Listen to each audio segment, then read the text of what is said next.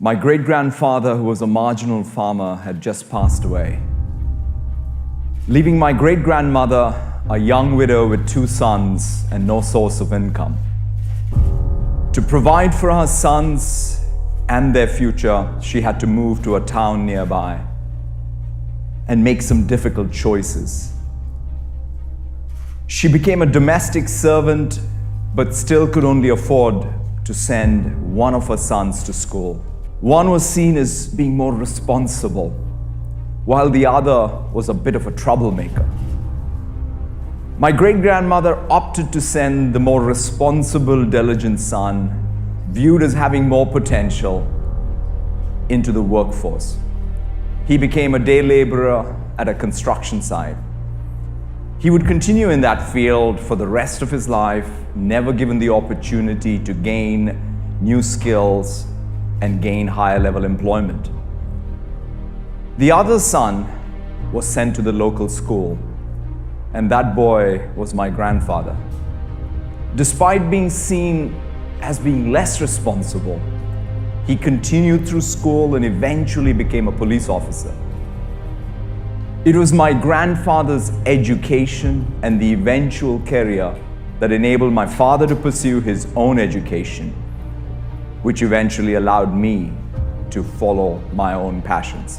This personal story reflects that often repeated adage, talent is everywhere, but opportunity is not. Today's event is about empowering the students of today to create the world of tomorrow. We live in an amazing time of technological progress. Every aspect of our lives, economies, and societies are being shaped by digital technologies. However, technology is also creating disruption.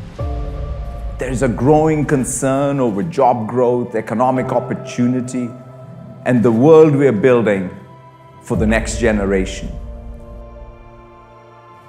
The real question is, how can technology create more opportunity, not for a few, but for all? I'm here today as a heretic. We are under no illusion that technology alone is the answer to transforming education. Dedicated administrators, great teachers, motivated students, and involved parents and communities are the ones changing education. Technology can amplify the work of dedicated people and institutions, but rarely can substitute for it. If there is one thing I have learned, even in my couple of years as being CEO, is what the heck is the CEO's job? It's not just about business strategy, it's not about, even capability building.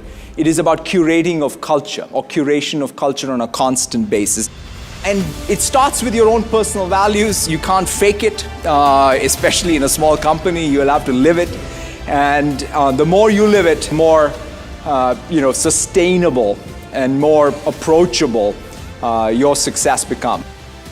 But most of all, I am here to be mostly inspired by your dreams, your ambitions, and what I think you're going to do going forward in terms of changing the world because of what you do here. Each one of you have very global aspirations and ambitions, and it's fantastic to see that.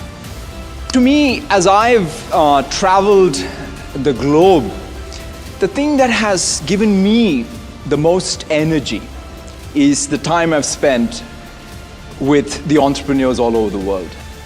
You are the risk takers. You are the ones who have no safety net. And that's what makes you who you are and what's going to make you successful. But there are 3 points I at least thought would be useful as you think about it.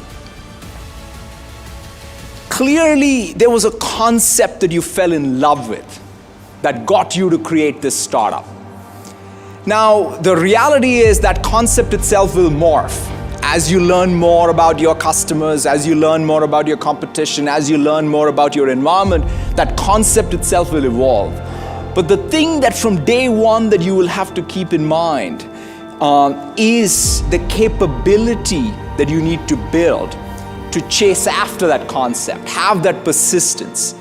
And that capability building is perhaps even for a CEO of a 100,000 person company, is as important as the concept itself. For a company that is successful, and to continue to be successful in something like high tech for a long time, you're going to have your hits and misses. If I look back, 43 years ago when the company got started to here we are competing with a whole set of new competitors. At every given point in time, the question is, have you caught enough waves, even if you missed one or two? That's the real question. And that's where the culture, I think, helps. And, of course, all of us have to ensure trust in technology. It's not just about the technology you build, but it's the trust around the technology you build. That's the real currency. Whether it's around privacy, whether it's around ethics around AI or cybersecurity. And it's not just us as technology platform providers. Every one of you, if you're a bank, you're a hospital, you care about trust as much as anyone else. When a company is successful, one of the things that happens is the concept that got you started in the first place, the capability that you have, and the culture all get into this beautiful virtuous lock, and things are going well. Then lo and behold, you need to come up with a new concept, a new idea for which you need new capability. That's when the culture has to be at its premium. In other words, the culture needs to enable you to come up with new ideas, build new capabilities. So that's why I think for companies to be successful over a long period of time, you need more than a good idea and a good strategy. You need a culture that fosters that growth. Our job is to meet the unmet, unarticulated needs of customers. That's where innovation comes from. There's no way we could innovate without having that deeper sense of empathy. My interview at Microsoft, the very last question the last interviewer asked me is, what would you do if there was a child who had fallen on the road? I sort of thought about it for a few seconds. I thought there was some algorithm there, and then I said, I'll call 911. So the interviewer just walks up and leaves, and I thought I'd blown the interview, because he then tells me, look, when a child is on the ground and crying, you pick them up and hug them. Yes. That was my first big lesson on empathy. To close, I want everyone to imagine the world we're building for tomorrow. Just as my grandfather's opportunity changed the trajectory of our family, this is what inspires me. How can we collectively come together to democratize the educational opportunity for every student, both for this generation and the generations to come? Thank you all very, very much.